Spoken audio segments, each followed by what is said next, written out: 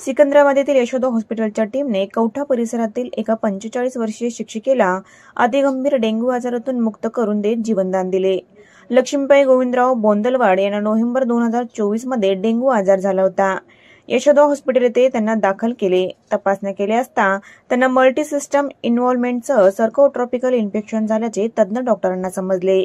यशोदा हॉस्पिटलचे डॉक्टर दुर्गेश साताळकर आणि त्यांच्या टीमने सलग 8 दिवस उपचार करून त्यांना डेंग्यू आजारातून मुक्त केले। यावेळी लक्ष्मीबाई बोंदलेवाड यांनी डॉक्टरांचे आभार देखील मानले। लक्ष्मीबाई गोविंदराव बोंदलवाड नांदेडला राहते आणि मला नोव्हेंबरमध्ये थोडे 10 दिवस आधी ताप आला होता। त्याच्यामध्ये माझ्या मिस्टरांनी टेस्ट केल्यामुळे त्याच्यात मला डेंग्यूची साथ आली आणि डेंग्यू हा झाला, फर्स्ट स्टेजला आहे आणि तुम्ही इथं ॲडमिट व्हा। आम्ही डॉक्टर मालूकडे ॲडमिट झालो आणि तिथं एक फर्स्ट स्टेज असल्यामुळं ट्रीटमेंट घेऊन तुम्ही संध्याकाळी परत जाऊ शकता असा आम्हाला सल्ला दिल्यानंतर पुन्हा मी मल्टी ऑर्गन फेल्युअरमध्ये गेले आणि मग तेव्हापासून मला काही समजत नव्हतं। मग माझ्या मिस्टरांनी त्याच वेळेस निर्णय घेतला आणि हैदराबाद यशोदा हॉस्पिटलमध्ये मला तिथं ॲडमिट केलं आणि तिथले सर्व डॉक्टर्स आणि टीम मला इतकं देवासारखं लागले की मला जीवदान भेटलं त्यांच्यामुळे, एक विशेष सांगायचं म्हणजे। आणि मी आता पूर्ववत चांगली आहे। मी खूप सिरियस झाले होते, याची पूर्वगाथा माझ्या मिस्टरांना सर्व माहीत आहे। अजूनही त्यांनी आणि मी आणि माझ्या मिस्टरांतर्फे यशोदा हॉस्पिटलच्या डॉक्टरांचं खूप खूप धन्यवाद मानतो।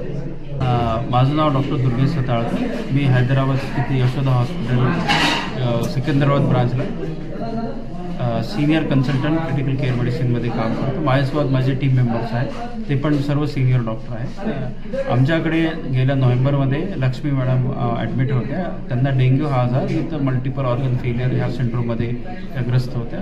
त्यांच्या हार्टवर पण परिणाम होता, लिव्हर पण परिणाम होता आणि ते ऑलमोस्ट ड्राउझी म्हणजे अनकॉन्शियस स्टेटला डेंग्यूमुळे ॲडमिट झाले होते।